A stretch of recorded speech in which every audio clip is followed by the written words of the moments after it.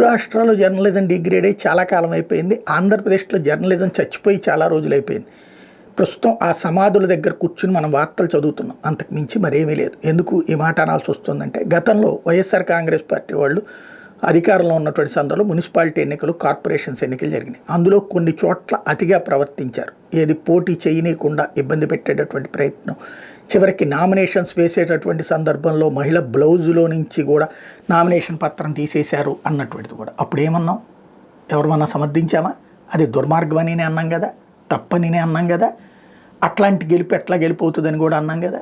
కాబట్టి ఆ రోజుది తప్పుని తప్పుగానే మాట్లాడు. అదే సందర్భంలో ఓవరాల్గా హయ్యెస్ట్ విజయం సాధించినప్పుడు అది కరెక్ట్ అని చెప్పుకుంటాం. అయితే ఇప్పుడు కళ్ళ ఎదుట తంతున్నారు, తిడుతున్నారు, లాక్కెళ్తున్నారు, అనైతికంగా ఒక పార్టీలో గెలిచిన వాళ్ళని ఇంకొక పార్టీలోకి తీసుకుంటున్నారు. దీన్నంతటినీ ఏమంటారు?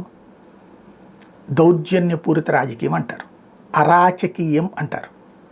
కానీ మన పత్రికలు మనకు అనుకూలంగా రాసుకునేటటువంటి సందర్భంలో ఇప్పుడు ఈనాడు రాసుకొచ్చింది ఆ స్థానాలన్నీ కూటమి ఖాతాలోకే అనేది ఒక గొప్ప విశేషం కిందన. దాంట్లో ఏంటంటే అప్పట్లో అరాచకం చేసి గెలిచిందంట వైసీపీ, ఇప్పుడు స్వచ్ఛందంగా వాళ్ళంతటా వాళ్ళు వచ్చేస్తున్నారట. ఈనాడు రాసుకొచ్చిన, ఆంధ్రజ్యోతి రాసుకొచ్చిన అదే తరహాలో. అంటే ప్రజలని వెర్రి గొర్రెలు అనుకుంటున్నటువంటి జర్నలిజం. ప్రతిరోజు ప్రతి వార్తలు కూడా అప్పుడు అరాచకం, ఇప్పుడు అద్భుతం, అప్పుడు అరాచకం, ఇప్పుడు అద్భుతం.